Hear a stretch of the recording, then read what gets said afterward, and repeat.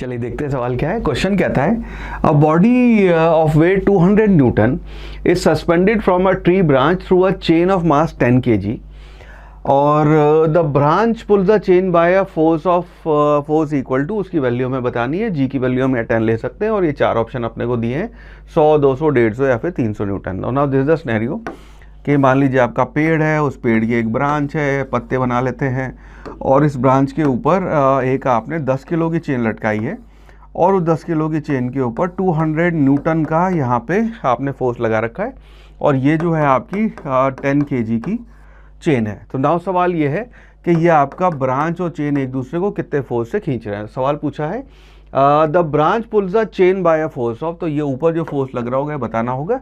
तो यानी कि इसकी जो है वैल्यू जो है यहाँ जो टेंशन होगी इस लोकेशन पे, उसकी वैल्यू बतानी है। तो now that will be equal to total mg, that's it, simple सवाल।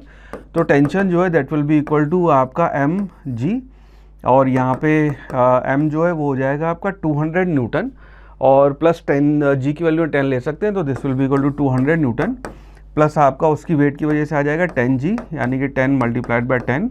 सो tension will be equal to 300 newton which means आपका ऑप्शन ए जो है 300 newton, that would be the right answer.